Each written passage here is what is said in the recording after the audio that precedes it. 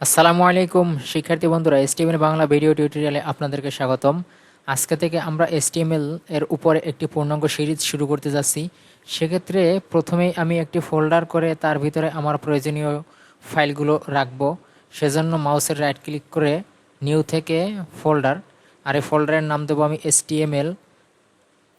এরপর এই ফোল্ডারকে ওপেন করব। ওপেন করার পর এখানে আমাকে আমার কোডগুলো লেখার জন্য একটি ফাইলের দরকার, সেটার নাম হচ্ছে টেক্সট ফাইল।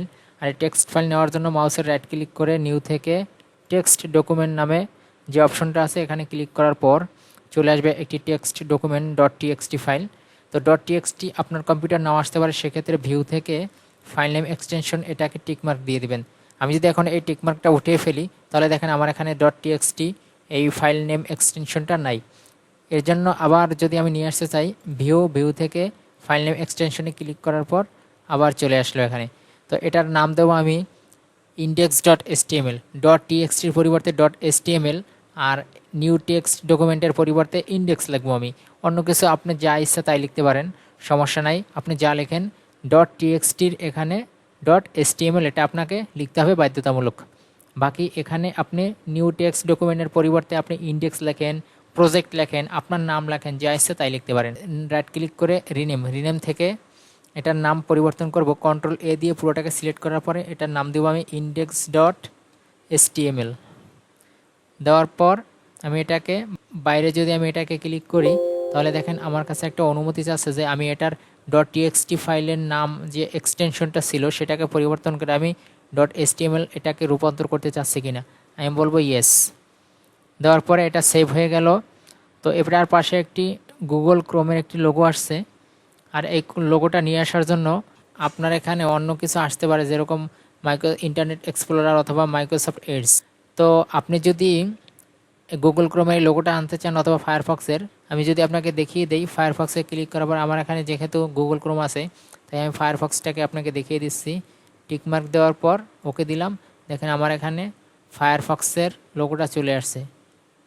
আর যদি আমি এটাকে রাইট ক্লিক করে ওপেন উইথ গুগল ক্রোমে দিতে চাই সেক্ষেত্রে চুজ অ্যানাদার অ্যাপ, এখানে যাওয়ার পর গুগল ক্রোম টিকমার্ক চলে আসলো গুগল ক্রোমের লোগোটা। তো এটা এখন আনার পর আমাকে আর একটা কাজ করতে হবে, সেটা হচ্ছে আমাকে কোড লেখার জন্য একটা টেক্সট এডিটর চুজ করতে হবে। সেক্ষেত্রে মার্কেটে কতগুলো পপুলার টেক্সট এডিটর রয়েছে, যেরকম আমি যদি আমার গুগল ক্রোমটা ওপেন করি, আমি কয়েকটা টেক্সট এডিটরের নাম এখানে ওপেন করে রেখেছি। প্রথমে আসছে notepad++,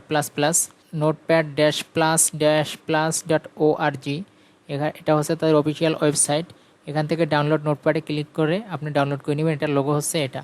আর একটা টেক্সট এডিটর আছে, সেটার নাম হচ্ছে atom.io, এটার লোগো হচ্ছে এইটা। আর একটা আছে brackets.io, এটার লোগোটা হচ্ছে এইটা। আর একটা আছে ভিজুয়াল স্টুডিও কোড, এটা code.visualstudio.com, এটার লোগোটা হচ্ছে এটা। আর একটা আছে সাবলাইম টেক্সট, www.sublimetext.com। তো আপনি এখানে যে কোনো একটা আপনার ইচ্ছা অনুযায়ী আপনি ব্যবহার করতে পারেন। আমি আমার সুবিধা অনুযায়ী আমি ভিজুয়াল স্টুডিও কোড এটাকে পছন্দ করি বেশি, তাই আমি এটা ইউজ করব। ভিজুয়াল স্টুডিও কোড গুগলে লেখার পর code.visualstudio.com যে লিঙ্কটা আসবে এখানে ক্লিক করার পর আপনার এখানে এইটা ওপেন হবে। এটা ওপেন হওয়ার পর আপনি এখান থেকে ডাউনলোড ফর উইন্ডোজ অথবা এখান থেকেও ডাউনলোড করতে পারেন। আপনি যদি উইন্ডোজের হন তাহলে আপনাকে উইন্ডোজের জন্য রিকমেন্ড করবে। আর যদি আপনি অন্য কোনো ইউজার হন যেরকম ম্যাক অথবা লিনাক্স, সেক্ষেত্রে আপনি এখানে ক্লিক করার পর ম্যাকের জন্য এবং লিনাক্সের জন্য আপনি ডাউনলোড করে নেবেন। তো ডাউনলোড করার পর অন্য সফটওয়্যার যেভাবে আপনি ইনস্টল করেন ঠিক সেভাবেই আপনার পিসিতে ভিজুয়াল স্টুডিও কোডটা ইনস্টল করে নেবেন। আগামী পর্বে থেকে আমরা বাকি অংশটুকু দেখার চেষ্টা করব। সে পর্যন্ত ভালো থাকবেন, ধন্যবাদ।